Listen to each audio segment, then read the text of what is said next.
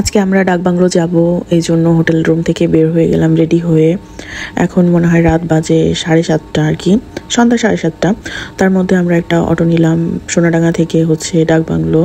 আর এই ব্লগটাই কিন্তু খুলনা ট্যুরের লাস্ট ব্লগ, আর কোনো ব্লগ নাই এরপরে।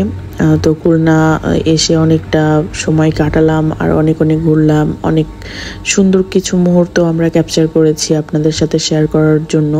তো আমরা এখন সোনাডাঙ্গা থেকে ডাকবাংলা যাচ্ছি, আর অটো ভাড়া হচ্ছে 100 টাকা। তো এখানে এসে দেখলাম যে সোনাডাঙ্গাটা অনেক পরিবর্তন হয়েছে।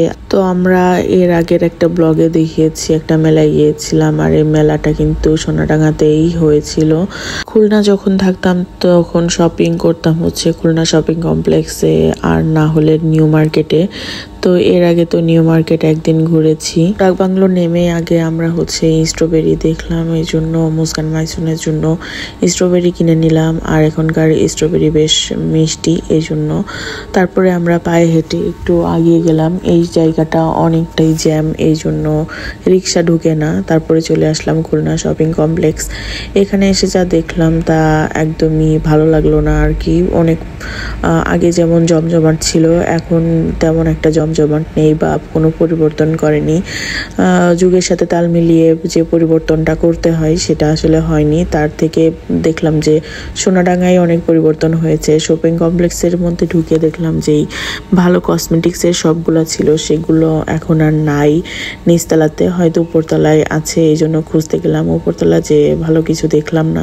তারপরে চলে আসলাম অলকাতে এসে একটা বিরিয়ানি নিলাম।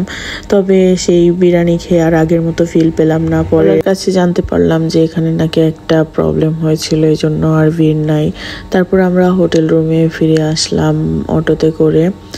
এসে ঘুমিয়ে পড়েছিলাম, আর এটা হচ্ছে পরদিন সকালবেলার নাস্তা। আমরা এখন রেডি হয়ে চলে যাব আমার ডাটাবেসের একটা সার্টিফিকেট নিয়ে আসার জন্য প্রথমে। তারপরে আমরা ঢাকার উদ্দেশ্যে রওনা দিব। তো এখানে মুস্কান মাইসুনকে রেডি করে দিয়ে তারপরে ওদেরকে একটু খাইয়ে দিলাম। খাওয়ানোর পরে আমরা এখন চলে যাব হচ্ছে আমার কম্পিউটার ডাটাবেজে যে আমি ট্রেনিংটা করেছিলাম সেটার একটা সরকারি সার্টিফিকেট। তো সেই সার্টিফিকেটটা আমি আগের দিন ওঠাতে ভুলে গিয়েছিলাম, এই জন্য এখন আমাকে যেতে হবে। আর ওখানে যাওয়ার আগে আমাদের হোটেল রুমের যত ফর্মালিটিস আছে সেগুলো সব কিছু কমপ্লিট করে দেন হচ্ছে আমরা বের হয়ে যাব। তো আমাদের ব্যাগটা থাকবে আর কি। যেদিন ডিপ্লোমার সার্টিফিকেটটা উঠাতে গিয়েছিলাম সেদিনই ওঠানোর কথা ছিল এই সার্টিফিকেটটা, কিন্তু ভুলক্রমে আসলে উঠাতে পারিনি।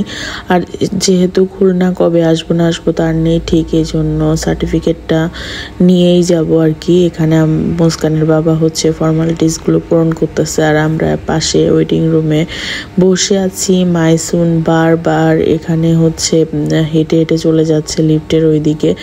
তো এটা বারবারই মুস্কানের বাবা আবার আমার কাছে দিয়ে যাচ্ছে, ওর সাথে পারা যায় না, ও ভীষণ দুষ্টু হয়ে গেছে।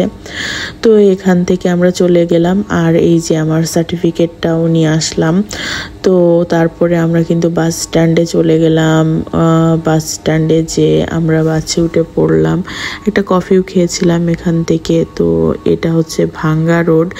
এই রোডগুলা এত সুন্দর করেছে, মানে ফরিদপুর ভাঙ্গা। আপনার আবার ভাঙ্গা নাম শুনে আবার ভাবেন না যে এটা ভাঙা, সেটা না, আসলে এই স্থানটার নামই হচ্ছে ভাঙ্গা। তো এই রোডগুলা দেখলে অনেক ভালো লাগে, আর মনে হয় যে দেশের বাইরে কোথাও আছি এমন একটা।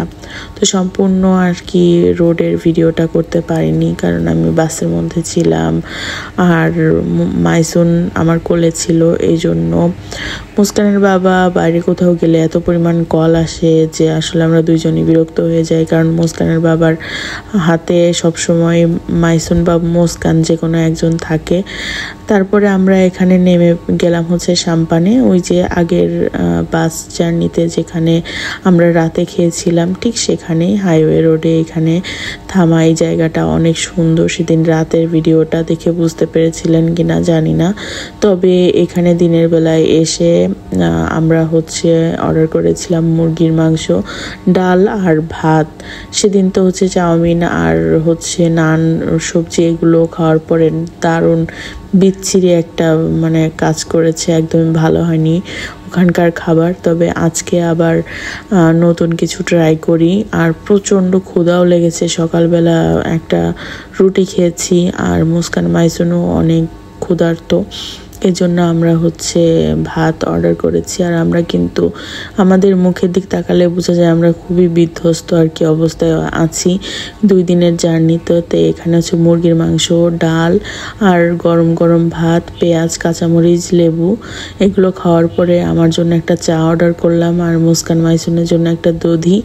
দেন আমরা আবার বাসে উঠে পড়লাম। মুস্কান তো বাইরে তাকিয়ে দেখছিল যে চারিদিকে কত সুন্দর। আর এটা পদ্মা সেতু, এখানে আসলে এত সুন্দর লাগে।